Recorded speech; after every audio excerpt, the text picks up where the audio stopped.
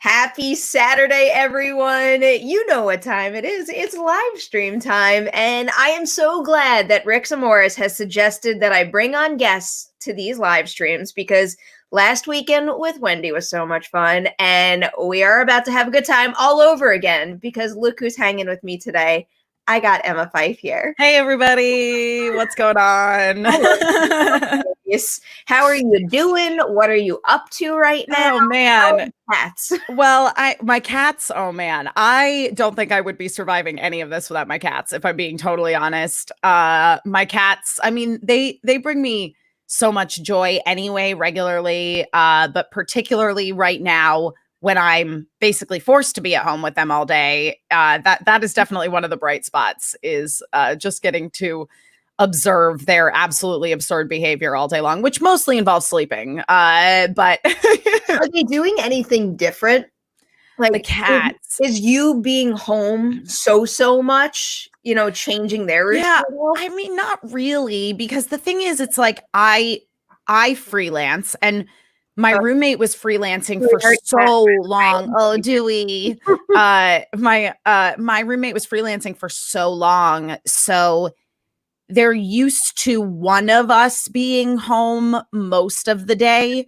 Yeah. But no, I don't think they've really done anything particularly different. Again, they just like go sleep all day. So it's like it's so funny because like I have been streaming on my Twitch channel, and I moved everything up to my room to set it up there because originally I was streaming downstairs, but then it was like two adults trying to share a space where we're both trying to work, and I was like, all right, I just got to set everything up in my room so that I can, shut all the doors and have it just be my space and not disturb my roommate when she's trying to work. But because I'm closing the doors, the cats have to make a choice. They either have to be in here or not be in here. And so the first day that I was streaming in my room, I closed both. I was like, all right, cool. Cats are out. Great. They're roaming around somewhere. I closed both my doors. So about an hour into my stream, because, I'm playing video games and I'm streaming for usually 3 to 4 hours at a time. One of my cats comes wandering out of my closet, and I'm like, oh boy. So I let him out. Another 20 minutes pass. And Light also comes out of my closet. So it's like both of them were in here. Or like yesterday, I was doing a co-op stream of Streets of Rage with my friend Janelle. And so we're like, it's a tough game. We're beating people up. I'm definitely being loud. Elle was just like passed out in my Papazon chair the entire time. Like they do not care. So yeah. Yeah. Dewey's sleeping a lot. I don't think I guess there's nothing about his routine that's really changed. It's just he's getting even more attention than he was before, but he was already getting so much attention. I know. Now, not only am I on top of him 24/7, but my parents are here and they're saying hello to him. But yeah, just this morning, I guess someone locked Dewey in the closet. Whoops. And I'm sitting here at the computer, and the closet is like that way in my eye line. And all of a sudden, it had like a full-blown horror movie, like creaky door opening thing. And I got so excited because I've had this conversation with Riley all the time that I want to experience some of those supernatural things that he does. Yeah. So I'm looking at the door, and I'm like, is this my moment? But also, it's insanely windy in New York right now. So I'm like, maybe it's just an effect of the house creaking or something. But then the doors open like a crack like this much, and all of a sudden I see Dewey's arm come out of it. And he was locked out. I don't know how he turned the knob, because it's not even like a like a favorite thing. It's like you have to grip it and turn it. Yeah, I mean, how he got out. So my cats are very good. Elle specifically is very good at opening all of the doors in the house for the most part. He can't open the doors to my room because they close too tightly. But if a door, even we figured out that we have like a Harry Potter cupboard under our stairs. So we figured out that if that door is left even the slightest bit unhinged, as far as not being totally 100% closed, he can like shove his little paw underneath the door and pull it open. Why are they so smart? Also, I just got really distracted because I noticed that in like the little hole part of your chair, like a cat is perfectly peeking through. Oh yeah, my Luna stuffed animal. Yeah, there's an Artemis too. I don't know if you can see him. There he is. Enjoying that, Hold right? on, there he is. There's a white one too. So like perfectly positioned. We already had a super chat from Billy who just wanted to say the best people in 2020 are Perri and Emma. Billy, I will throw you in that category too. You are wonderful. I've got a very cool group of people here who are just like the main part of the Patreon community. And we all know how much I love them and love talking to them. So to have them as part of my live streams all the time is the best thing in the world. Yeah. So we're going to take a whole bunch of your live chat questions. So start sending them in. But the main topic today, I didn't give you an easy one. No, you did not. I know we're not at the midpoint of the year, but there is something about right before summer season, even though summer season is different, that I think calls for a best of the year list so far. Yes. So I wrote down all of mine. We didn't actually like figure out a plan on how to do this, but do you have a top 5? Top 5. I definitely have a top 3 to 4. Okay. 3 to 4. Okay. So let's do that. How about let's do top 4, and then we can throw some honorable mentions later, and we'll back and forth. I'll do my 4, you do your 4, and we'll climb up to 1. But before we do that, we have a super sticker. Oh, I'm not even entirely sure what a super sticker is. Cool. Being completely honest, but Steven was kind enough to send us a super sticker, so thank you for that. Thanks, Steven. All right. My number 4 of the year thus far is The Hunt. Okay.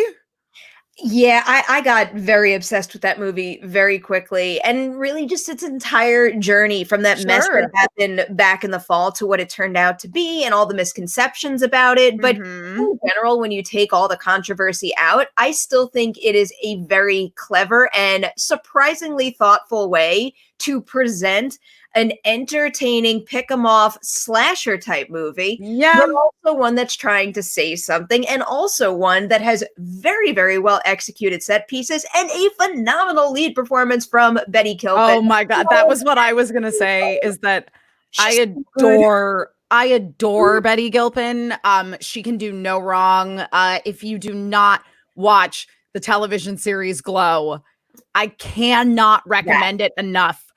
I love her character, Debbie, on that show. Like the love I feel for that character is so deep, because it's so amazing to see a woman who is not always, I just love, like, I understand why she makes the choices that she makes, and she represents all like the worst parts of myself, but I love her. I love her so much. And Betty Gilpin is just incredible. Brilliant. Wait, I have 2 questions for you, just because I'm obsessed with Glow too. What is your favorite season of Glow, and who is your favorite character, if not Debbie? I think Debbie probably is my favorite. I love Debbie.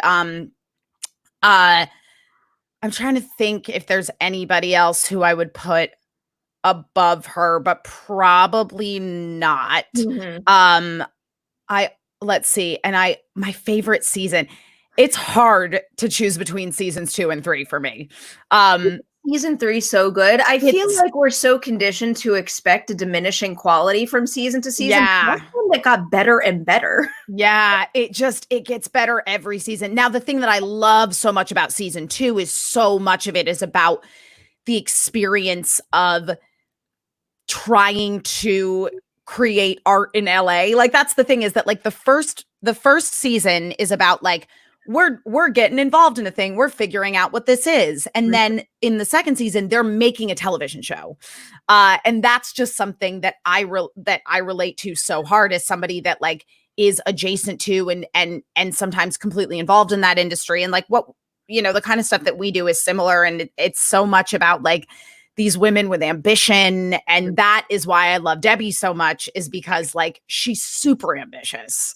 I think that's why Ruth speaks to me too. Yeah. I feel like it's just like a relatability thing. Yeah. Necessarily that I think Alison Brie is better than Betty Gilpin. No, yeah, you just relate to the character more. A member of that ensemble is phenomenal. And one of my favorite things about season 3 is just the spotlight it puts on some of the supporting characters. I am obsessed with Sheila.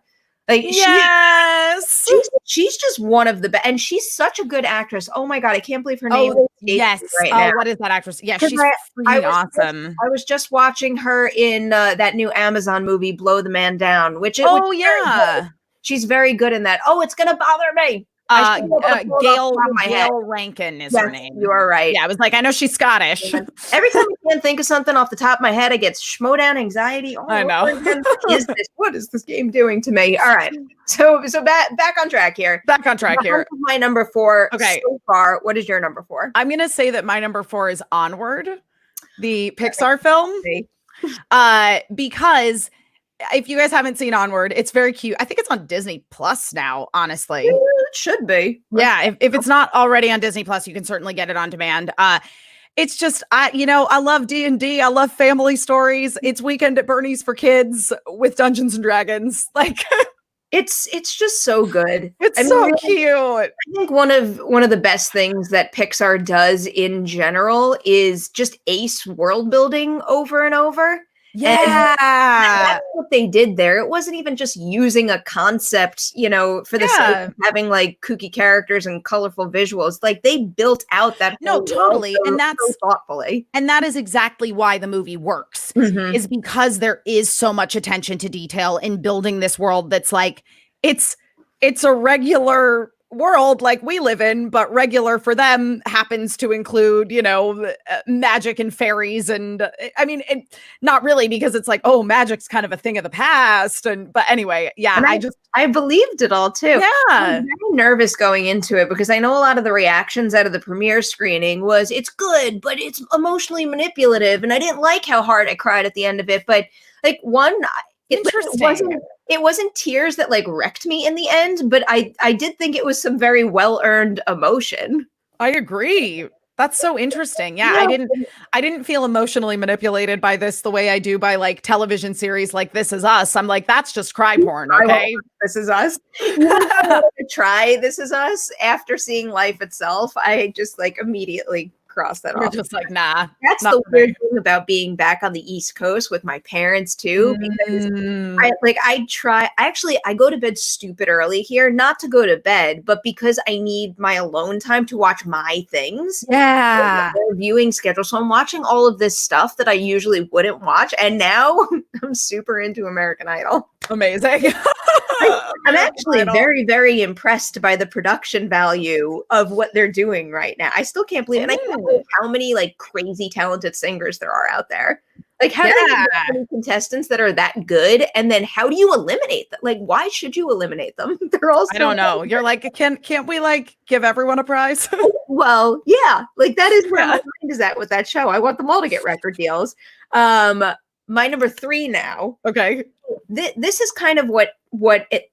I know it's terrible stuff that's going on right now, but everyone out there knows I'm always trying to grasp onto the positive. And I do think that we are seeing people embrace different types of material on different platforms. And I'm throwing this into the mix right now. And it's Bad Education, which is an HBO movie. I feel like I compartmentalized that, like, between TV and film, even though that's technically a feature film, I brushed it into the TV pile because now it's Emmy eligible and not award eligible. But I thought that movie was so, so good. I was really looking forward to it at TIFF last year because I grew up right next door to where it all happened. Yeah. And I knew about all of that. And I just think that Hugh Jackman is so good in that movie. I was going to say, I keep having this movie advertised at me, but I have not actually watched it. And now I'm like, I really want to watch that. Have you ever seen the movie Thoroughbreds with Oh, Taylor? yes. I love Thoroughbreds. So if you like that movie, you should see this, because two completely different stories, but it's the same director, Corey Finley, and he's just, I think he's just got like a really creative style, and I think in both cases, his stylistic choices well suited the material in a way where in Bad Education's case in particular, it makes it super energetic, vibrant, and fun to watch, but without ever taking away from the severity of the issue at hand, and the fact that they did terrible illegal things that could have toppled that school district entirely. But man, that movie is good. Man, it's entertaining. I could watch that over and over and over again. All right, I'm definitely gonna watch that. I might watch that tomorrow. All right, what is your number 3? Oh man, so my top 3, like they could all be shuffled into any given way, but I'm gonna put Invisible Man at number 3. That makes me very happy, because you guys, holy moly, if you've not watched The Invisible Man, way to take a story, a classic like horror story based on an old Universal monster film, and make it something that is so relevant, and taking that idea of like the invisible man and getting into the delving into the theme of gaslighting. Oh my, so I'll just skip ahead and tell you that is my number 2. Oh, okay. I'm so impressed on so many levels, and it's still a new movie, so I'm not going to get into any spoilers. Have no fear, but I don't know. I was having this conversation with Haley the other day. I was obsessed with the first Insidious movie. Right.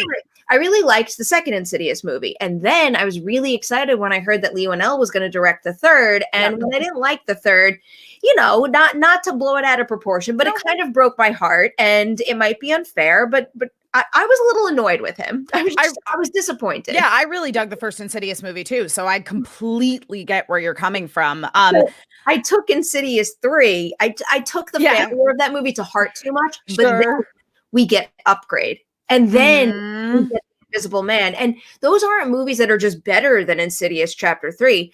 Those are movies that suggest that Lee Whannell is one of the best out there.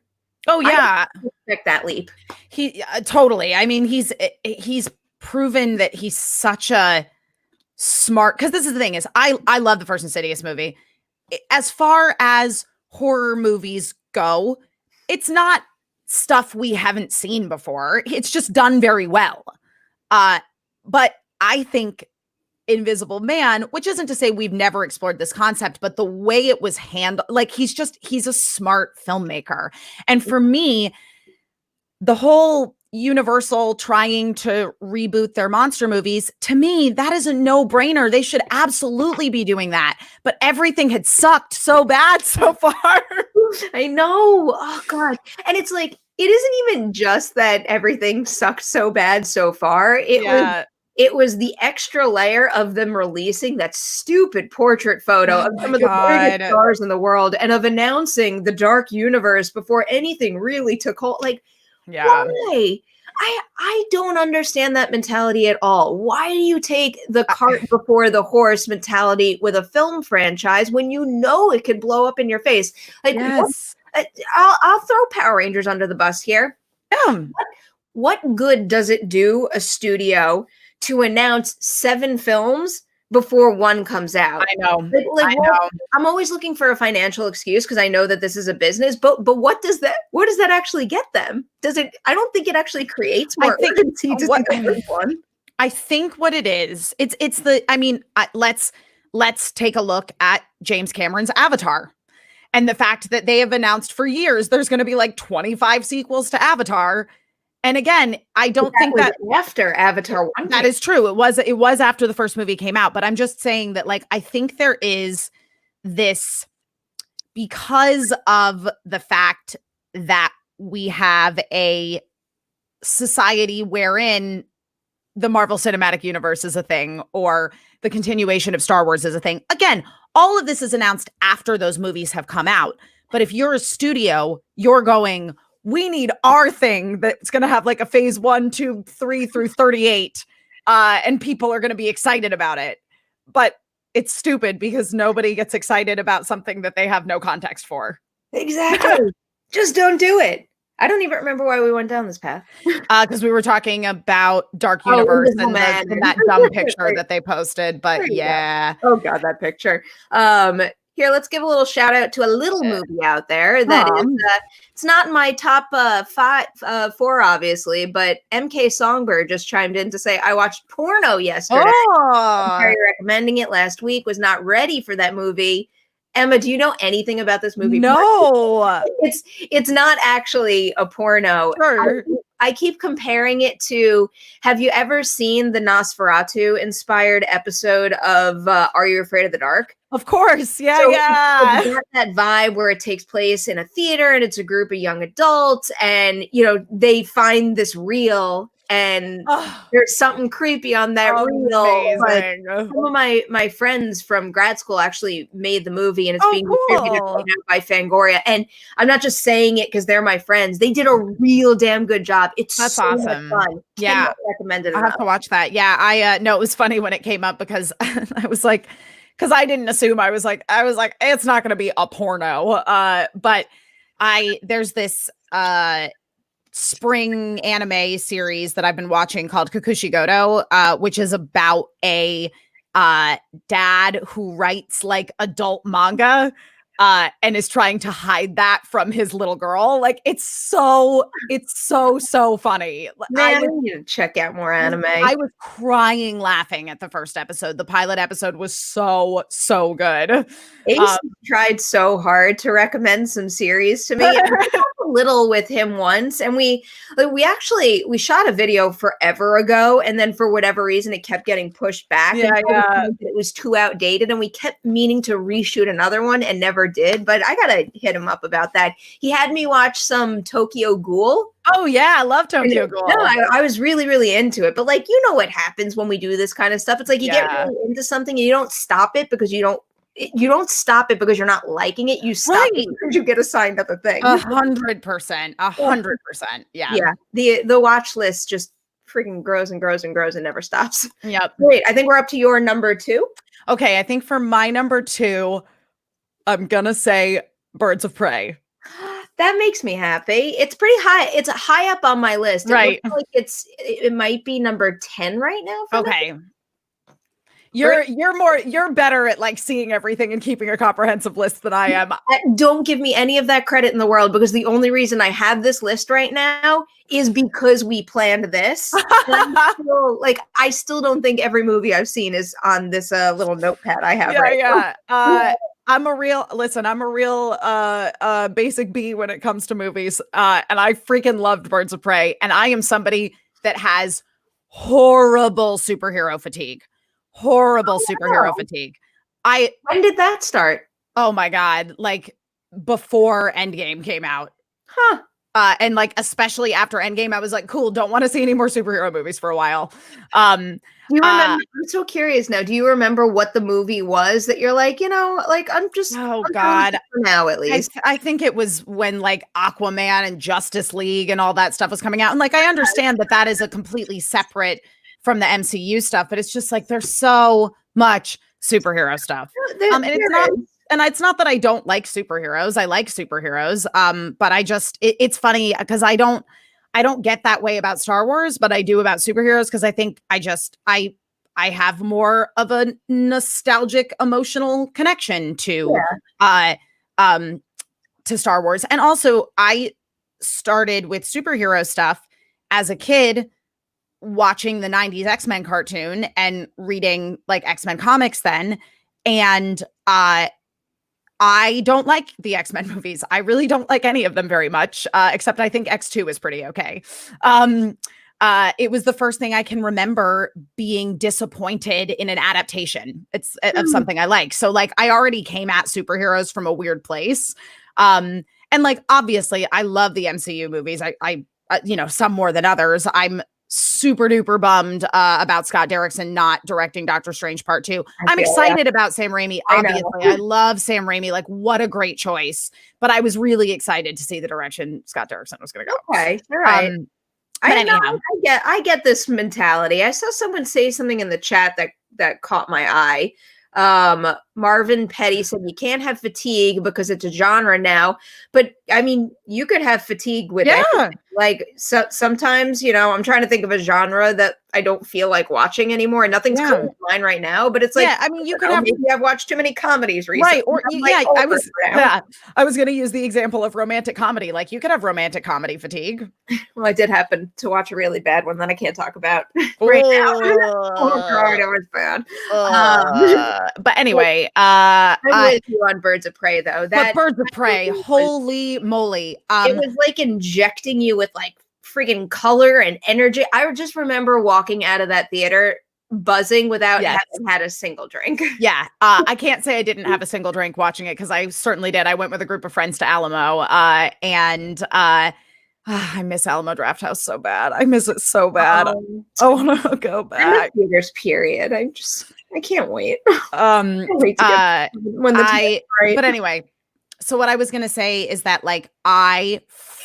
just Birds of Prey completely won me over. I'm like, this was made specifically for me. This is extremely my type of movie. It was just like ladies getting together, standing up to their oppressors, making morally ambiguous choices. Like, I loved it. Did you watch that YouTube video that Zoe Bell posted recently of all of like the kick-ass leading ladies doing? Oh, yes. Of course she would do that. Of course. Oh my God. It was amazing. I know people know Zoe Bell's name at this point because she's really famous in the stunt community, but I still think it's not enough. I know. But yeah, Zoe Bell's video was amazing. Yeah, actually, Holly Payne sent that to me. Yeah. Holly. Holly. All right, we got to check in with the live chat. Okay. We've got my number one movie of the year is Rest of Us from Charles Harkins. This isn't. Have you seen this? This isn't. No. I'm going to do a. I'm Googling it. Search. It says. It says, I know what this is. Oh, wait, yes, I know what this is. I didn't even know it came out because we covered this at a film festival recently. Oh man, I don't know if it was, I think it might have been at Toronto in the fall. And apparently it came out. It came out February of this year. And yeah, it premiered at TIFF last year. So I am aware of it. We have another comment here from Steven. Steven is just trying to support us right now. Don't forget to share, like this live stream, and smash that like button. Perri and Emma make a great team. Thank you, Steven. All right, scrolling back down. I think we got another one. Oh, here, Charles. Charles is back. Oh, you filled us in. Thank you. Oh, nice. Stars Heather Graham as an ex-wife who takes in her ex-husband's widow / former mistress and daughter after they lose everything. I need to put this back. Yeah, this looks really good on the list. I remember. So it's like, you know, when we cover the film festivals, even though I might want to see everything, my list normally gets limited to whatever I'm doing interviews for. And I always and this just happened to have been one that Steve took and I didn't get. So I never saw it, but now I should probably circle back around. Yeah. No, so, that looks really good. Are we both down to our number ones now? I think so. All right. My number one movie so far of the year is I think the movie that I've talked about the most. And it's The Platform. I was going to say, I feel like you're going to say The Platform. Have you watched The Platform? No, I haven't seen it. I'm so excited for you to see it for the first time. Okay. That whole concept fascinates me. People have heard about it on this channel because I talk to death, but just in case you don't know what it is, it's about a prison-like facility where the entire building is structured vertically.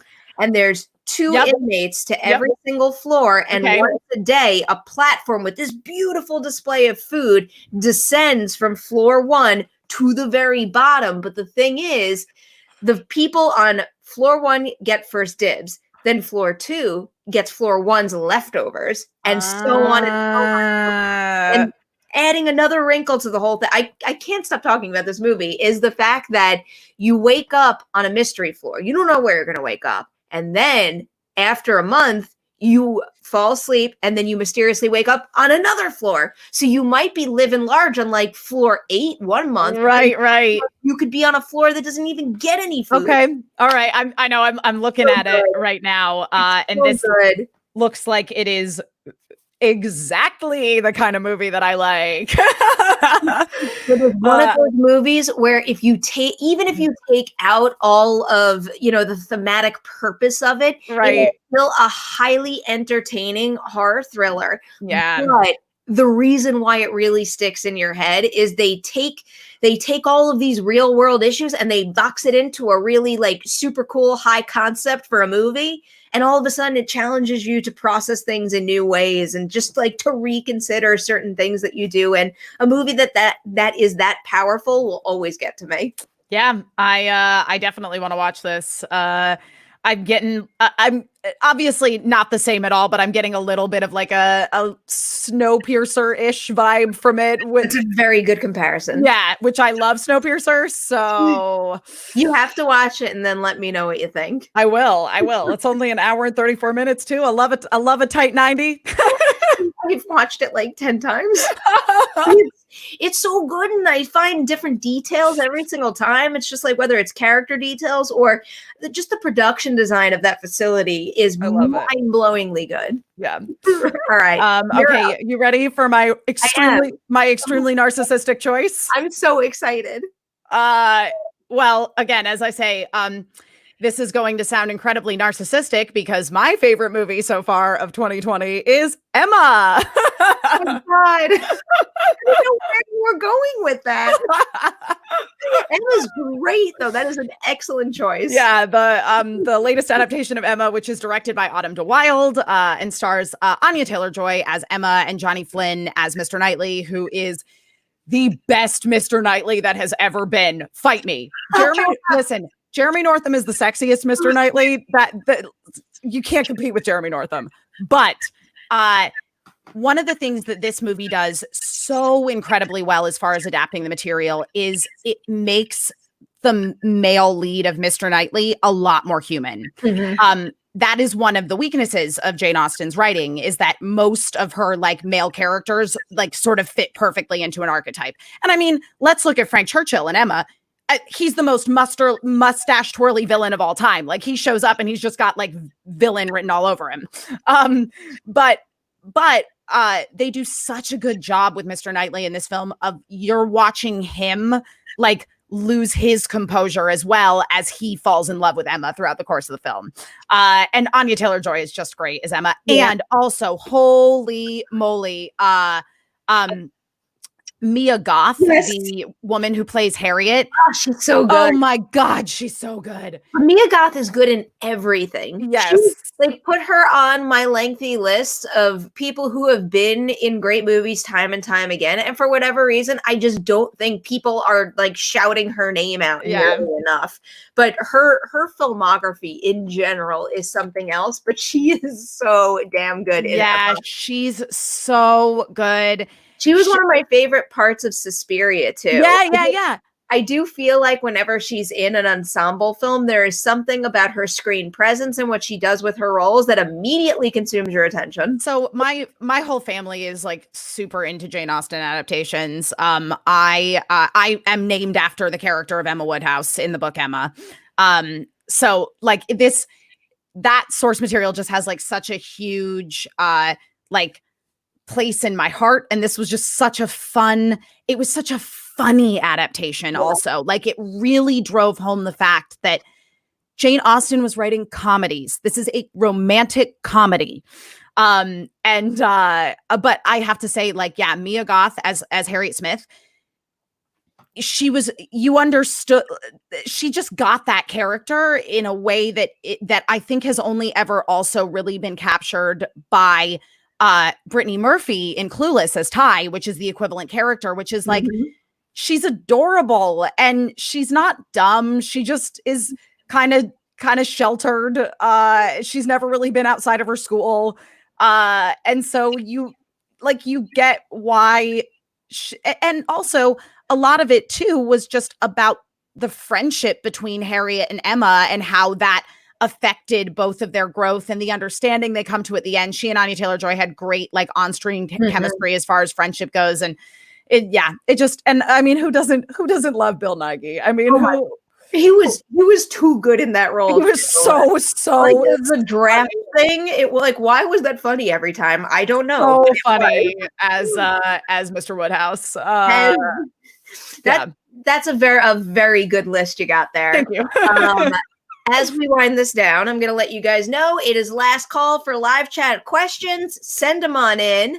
We got a little note here from Caleb, and for obvious reasons, every single time I see Caleb's name in the super chat section, I always have to ask something about football. Emma, do you have a football team, an NFL team? No, not really. I don't sports very much. My dad and my brother like the Dallas Cowboys though, Caleb. So okay. All right. Back to our lists briefly. Are there any other, like little movies out there that you want to shout out? There's more.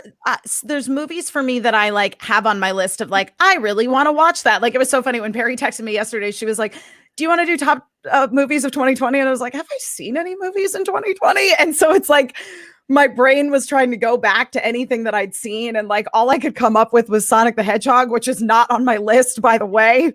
Sonic the Hedgehog was not good.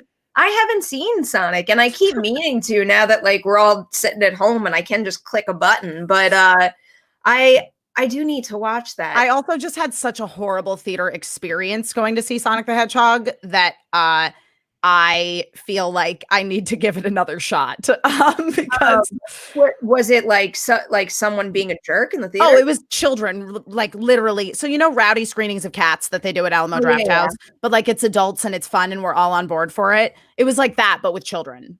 Wait, why did you go to that? Just because I just went to a showing on City Walk after work one day. And was it like deliberately? Like, no, it wasn't deliberate. It was just parents not parenting their children. I wanted to make sure it wasn't like a thing, and then kids into seeing the movie that way. Like kids being vocal and reacting and being involved is one thing. Like, I saw Frozen 2 in a theater with children, and like hearing little kids react to it is amazing. That's not what was happening here. Like these children were running around the theater. Well, that would have tested my patience quite a bit. It was chaos. It was chaos. And I was just like, I can't believe this is happening. But please, Perri, and The Banker. From Philosopher King. Have either of you seen The Banker? So that movie came out on Apple. I actually did see it when it was originally supposed to be released. So I'm very far removed from it. So I can't really give you an in-depth, review on it right now. But like, I remember just thinking it was fine. There was something about it that felt a little predictable and paint by numbers, I guess. Yeah. Or, when, that feeling when you think you're being shown true events. Yes. And you're not like fully feeling them. That's a weird description, but that's what I remember most about that experience. Yes. Going down the list here, we have Nate M. Have you or anyone that you know seen Antlers? I will not answer that question. I should. I do really want Antlers to be released on PVOD though. Like I just think that movie could strike a chord at home. And I think that studios need some content to put out there. Yes. So, Perri, did you see Mulan? I didn't see Mulan. Okay. I'm so jealous of everyone that's seen it. Yeah. Well, I feel like I shouldn't be jealous of that because I was lucky enough to get to see A Quiet Place 2. Oh my God. I'm so jealous. Yeah. It's like, it hurts. It hurts. I was so excited after seeing that I was going to get to like share that excitement with everybody else. Oh my God. I then have to tell you, when they announced there was going to be A Quiet Place 2, I was like, really? I don't need this. And then I saw the trailers for it and I went, oh my God, I want to see this so badly. There's still a review embargo, but I was allowed to share thoughts on social media, so I'll leave it as it will be worth the wait. I can assure you that. All right. I'm so freaking excited. I'm so excited. Another super chat here from Dagon. Oh. Can we invite Perri to Murder Trivia Wednesdays? Yes. So on that is? On the Movie Trivia Schmodown Twitch channel, which just launched on Wednesdays, we do a stream where we play Jackbox Party Pack Murder Trivia Party 2. Yeah, so you have to come on the show sometime. Wait, so what Jackbox games do you play? Right now we're playing Trivia Murder Party. But we are in the process of getting some other stuff approved as well. So I'm hoping to incorporate some Quiplash and some Fibbage. So I'm a Fibbage player. Okay, all right. But that's really one of the only Jackbox games that I've had a lot of experience with. I think you'd really dig Trivia Murder Party. It's super fun. Wait, is it horror movie trivia? Yeah, it's general trivia. Okay. It's horror themed general trivia. It has not that it's like about horror movies. It's just the skin of the game is horror. So it's like you're basically in a murder hotel. And all of your avatars are these little like knit voodoo dolls, basically. And as you answer questions, like so basically you get posed questions and it's all multiple choice. Okay. And you answer the question. If you get the question right, you get money and you're safe. If you answer the question wrong, you and everybody else that answered the question wrong gets thrown into a mini game of death. And so if you lose in the mini game, you die. What does the mini game entail? It's a bunch of there's a ton of different mini games. I'm picturing like Mario Party right now. It's sort of like that. So it'll be things like choose a place in this box to hide. And then everybody else who lived is given a sword that they poke through the box. Now they don't know where you're hiding, but if you get stabbed, then you die. But if you're in a place where no sword hits, then you move on.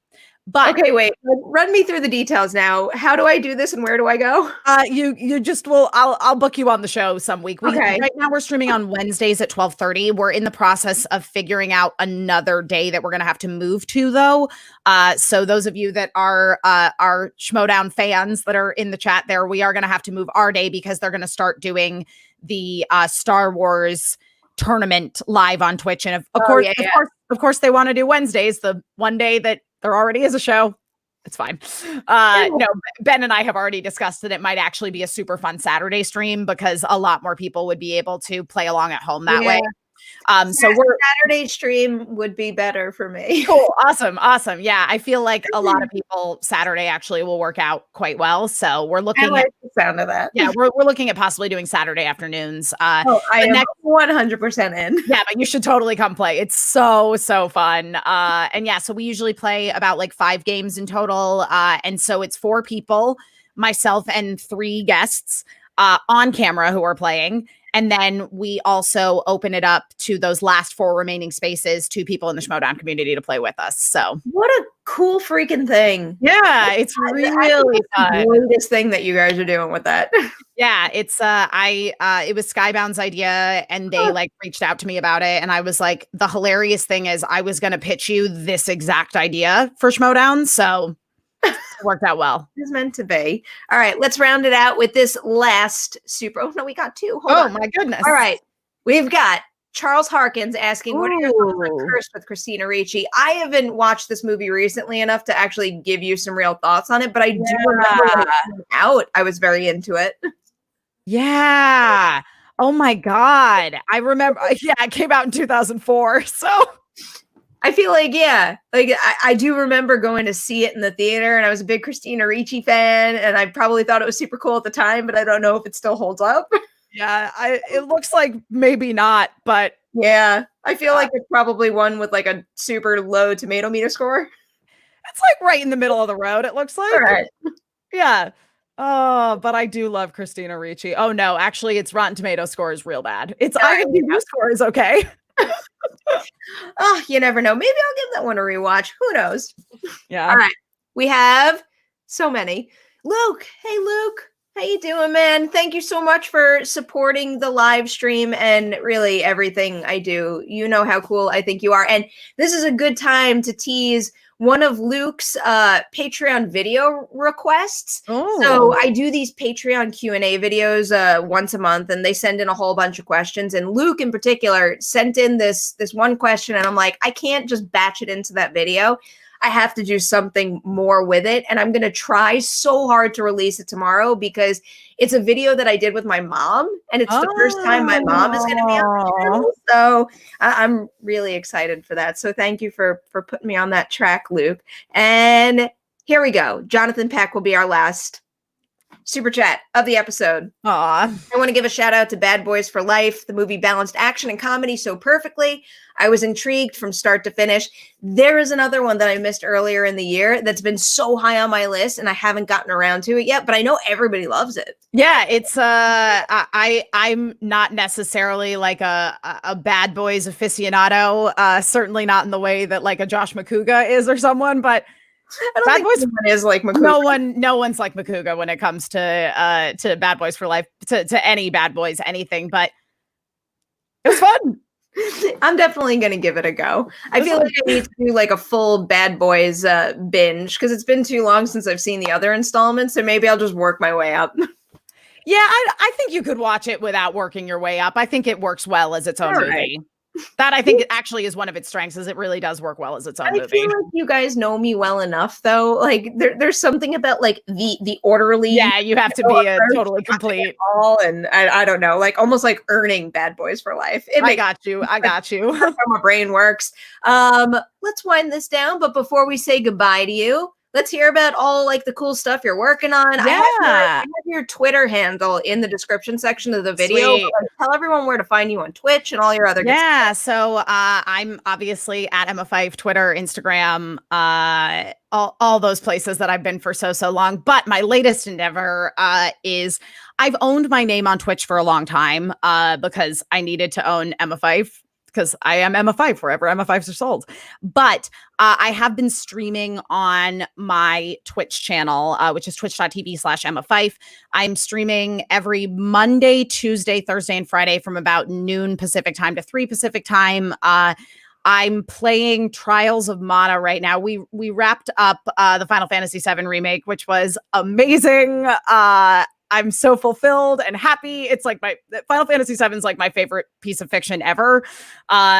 So that was quite an amazing experience for me. And it was so fun to play with an audience and like be experiencing the story with an audience. That I think has been the coolest thing for me, because I mostly stream games with stories where, you know, they're RPGs. And so the story is definitely what's like driving everything forward. It's not just like get to the next level, beat the bad guys. And it's been so cool to like experience stories and relationships growing between characters, et cetera, like with people watch. It's a bizarre experience that I did not expect to love nearly as much as I do, but I do. And I have a really nice Twitch community. People in my, on my Discord are in the process of like planning to play a D&D game together, like a tabletop role-playing game together, which just makes me so happy to see these people coming together who were all just like hanging out on my channel. It's great. So twitch.tv/Emma Fyffe. And then also on Wednesdays, future day of the week, TBD, 12:30 p.m. Pacific right now. So this coming Wednesday, this is where you'll find it. We do what we've lovingly dubbed the murder trivia schmodown, where we play Trivia Murder Party 2 from Jackbox Party 6. I think Jackbox Party 6. Anyway, it doesn't matter. You don't need it. You just need a computer, jackbox.tv to play along with us. But please come check it out, because even if you don't get in the game, you can still play along as part of the audience. The audience has yet to win, but they've gotten close. Ooh, that sounded like a challenge. I want to be part of the audience now. Maybe I'll use my lunch break on Wednesday to go do that. How long do the games last? 2 hours. Maybe I won't use my lunch break for that, and I'll wait until you move to the but yeah, you should totally. But if you want to hop in the chat and, you know, just give it a look. I wouldn't mind just like seeing everything too. Yeah. And this coming week, we have, unless things change, as of right. Well, I mean, Josh McCouga just texted me and said he needs to reschedule because he made a tea time because the golf courses are opening. And he was like, "I'm so sorry," and I was like, "It's okay, McCouga, we'll get you on the show." But So for sure next week, right now, I've got Frank Janish playing, and also Jen Sturger. Nice. So we'll see who our third ends up being, but it'll be super fun. I can't wait until the time comes when I can join you for Perri, you'll be awesome. Emma, you are the best. Thank you so much for doing this. Of course, thanks for having me. A big thanks to everyone out there watching. A quick note, a programming note for this channel later today, something that I'm very, very excited about. I am teaming with the fine folks at Blumhouse to celebrate the new installment of Into the Dark. We are going to have the director and two of the stars from Delivered. We're broadcasting live. So the goal is there's going to be a post-screening Q&A live, and you can watch it either on my YouTube channel, on my Twitter, or you can watch it on the Blumhouse Twitter or the Blumhouse Facebook page. But if that stream starts at 8 p.m. Eastern, that means you should probably start the movie at like 6 p.m. Eastern. Yeah. So watch the movie and then come and join us for a live Q&A. It's going to be a good time. So, Emma, you have a good one and stay safe, and I'll see you guys later tonight. Bye, guys.